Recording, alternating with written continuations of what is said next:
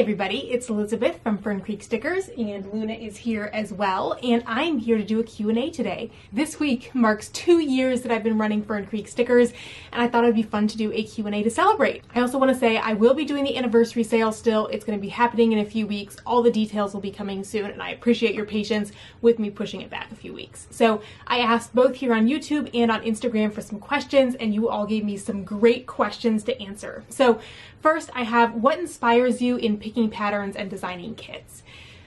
With this, I am always looking for artwork to use. I have a huge folder saved, or I guess on multiple platforms where you can buy commercial artwork. I have lots of things saved that I like, and when I'm trying to pick the patterns for a month, I'll search for new things that might have come out. I'll look at my favorite artists. I'll look through the things that I've saved. But I'm also trying to think about how things fit together and what I'm picking for a whole month. Because, for example, I love florals and I love pink, and I would love to have lots of pink floral designs, but I know that that's not what everybody likes. So I do try to think about, okay, I already have this floral, so maybe I should pick something that's not floral for another one. So I am trying to think about how to balance the different things that I'm going to release for a given month to make sure that there's hopefully something for everyone in there. One thing I'm excited about coming soon, I'm going to have some exclusive artwork, and I think that that will be coming with the October release. I'll be working with an artist to get some artwork that is exclusive to Fern Creek, which will be really fun. What subject do you teach? I teach organizational communication. So I have a PhD in communication, and I teach all kinds of classes related to communication and organizational communication. I teach communication theory. I teach a seminar on organizational communication. I teach a class on leadership. I teach a class on creativity. I teach a class on gender and work. So lots of different things related to communication in the workplace. What do you do when you don't have new ideas for stickers? I have never had this problem. I actually have the opposite problem. I have so many stickers in my head and written down that I want to create, and I just don't have the time to. So yeah, I really, there are so many things that I want to make and bring to the shop, and the work to actually get them made and get them listed is sort of what slows me down. And hopefully, as I'm hoping to get further staffed up, I really hope that I can get it to a point where I really am just kind of doing the designing and the creative stuff and the publicity, the promotion, and can, once I have other people like just making the stickers, that should free me up to do a lot more designing. So I'm hoping that I'll be able to start releasing a lot more stickers in the coming months. I had a couple of variations on this question, which is, do you ever want to do Fern Creek stickers full time? And this is, I guess the answer is both yes and no. That yes, I'd like to, but no, it's probably not going to happen realistically. And so the explanation for this is that my job is not one that you can kind of jump in and out of. I am a tenured college professor, and it's not the kind of job where I can leave for a few years to do Fern Creek and then come back. Chances are good, if I left my job, chances are good that I would never get a tenure track faculty position again. That's just how academia works, and it's not necessarily how it should be or fair, but it's not really a career track that you can jump in and out of.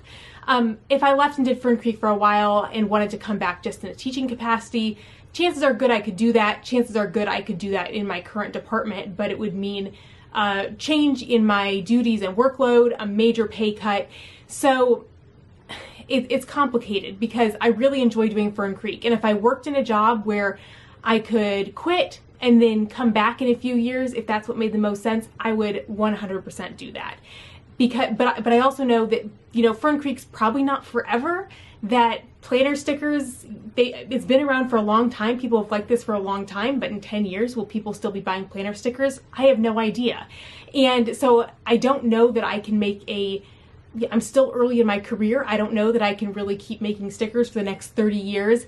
And, you know, maybe I could become a serial entrepreneur, but I'm not sure that that's really what I want to do. So I love doing Fern Creek, but I also really like my day job. And for me too, I don't want to say this to put down anyone who does do stickers full time, but some of the sort of, I love the creative aspect. I love being able to share my creativity. I love being able to connect with all of you, but it doesn't quite have the same sort of deeper meaning that my day job does, where I can help people to communicate better at work, where I can teach my students, where I can help them to grow and develop. So there's some sort of deeper meaning for me that comes from my day job. So yeah, it's sort of for all of those practical reasons. And even too, like my day job, I get a pension. I mean, who gets a pension today? So there's a lot of really good, the job security, the retirement benefits, all of those, in addition to, really enjoying the intellectual part, the teaching part, a lot of the things that come with my day job. So for both sort of the practical reasons and the things that I like about my full-time job, I don't think that I would ever quit to do Fern Creek full-time, even though I think that I would really enjoy doing Fern Creek full-time. I also think too, the other thing I want to insert in here, and I'm not saying anything new. Lots of other people have articulated this. This is actually sort of a little bit of an overlap, something that I've written and researched about as part of my life as an academic. But all jobs become work at some point. And I think that this idea of do what you love and follow your passion, I think that idea really gets elevated too much, because any job, even if it's one you love, is going to be work at some point. There's always going to be things that feel like hard work and days when you don't want to do things. And I think that doesn't get talked about enough, and that there's often this idea that like if you work for yourself, if you're following your online career, if you're doing one of these sort of Web 2.0 entrepreneurial things, then like you've made it and you're following your dream and doing this passion-fueled career, and that's awesome. But I think if you ask anybody who does that, if you really can get an honest answer, they're going to say there are days when it's hard work too. And so I think that we have to be careful too about kind of bifurcating this, like, oh, you're doing your creative passion-fueled job versus like, oh, you're working for the man. And that you can't love working for the man, and if you work for yourself, you're always going to love it. Sorry, this is a really long answer to a short question, but I think that we have to be careful too about kind of valorizing some careers over others, because at the end of the day, work is always going to be work. And if you enjoy your work, that's definitely a good thing. But I think that, there's still always going to be hard things about doing, even doing work that you love. And so sort of putting that on a pedestal can be a problem. However, I do think there's a non-zero chance that my husband might do Fern Creek full-time at some point. It's hard to say for sure. It depends on things changing with his work situation. But yeah, I wouldn't say never that that's not a possibility that he might come on to Fern Creek full-time. How did you grow your shop? This question is a little hard to answer. I think the first thing that comes to mind though is actually just Etsy.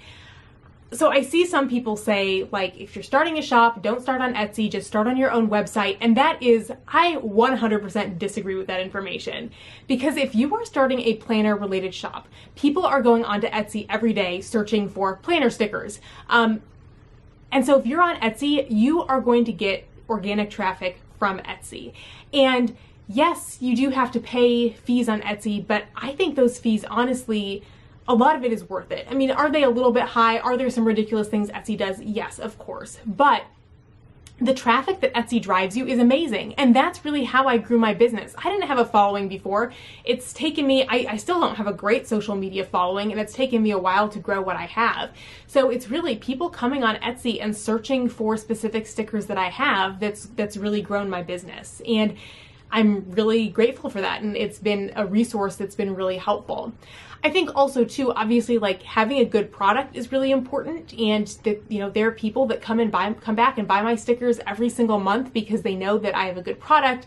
They can count on the quality, they like the designs. So I think having things that are well designed, trying to create a product that stands out and is distinctive and looks good and is well thought through. So, having a good product is obviously a big part of it. But I wish I had some kind of secret for growth, but it's really been kind of slow and steady over time. And yeah.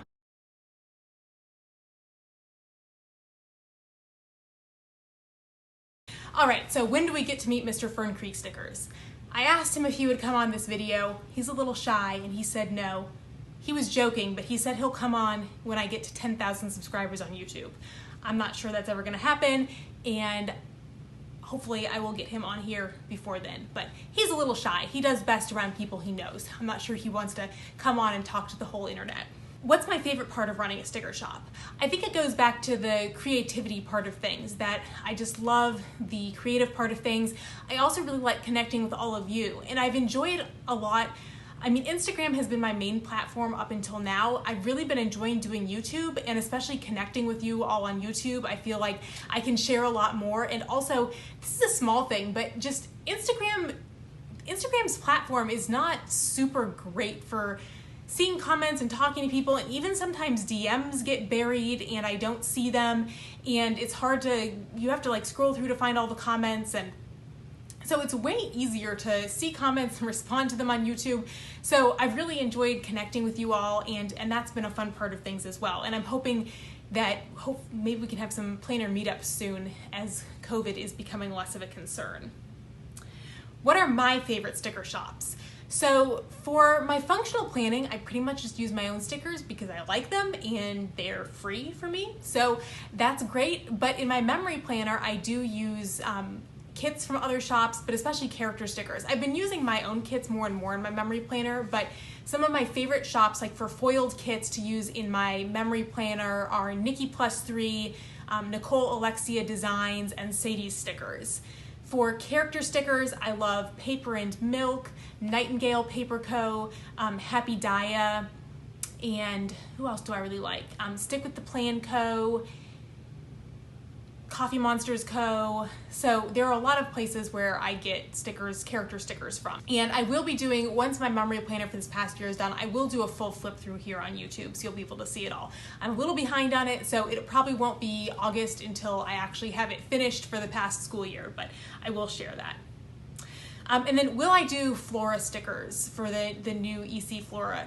I don't think so. I know a lot of shops are doing it, but in the past when I've tried to sell like EC colored stuff, or even I tried doing like Flower Power color stuff last year, it just didn't sell very well. So I know a lot of shops are doing it, but it's realistically probably not something that I'm gonna do because that stuff hasn't sold super well for me in the past. Then I have two sort of similar questions, which first is, what's the hardest part of running a sticker shop? And I think this goes back a little bit to my rant earlier, that anything, even if you love it, it becomes work sometimes. And I think during the busy times, you know, there are late nights. And again, as I hire more people and offload more of the work of like actually making the stickers and filling orders, that's getting less and less. But especially during COVID, when I had people who were cutting stickers for me from their homes, but there was a lot of stuff I didn't have help with. So like when I had a sale, I had to fill all the orders. And you know, so there's late nights, and there's times when you're tired, and times when you would rather be doing something else, but you have orders to fill. And so I think that just goes with, obviously, I'm grateful to have a successful business where I have so many orders that I have to stay up late, but you know, I think we can all agree that's probably not how most of us would want to spend our time. So I think the hardest part is just when you're running a business, sometimes there are times you have to work really hard and put in a lot of hours, and it's not always the most fun to do that. And then the last question, which is kind of similar, is my least favorite task to do for the shop, and it's definitely listings.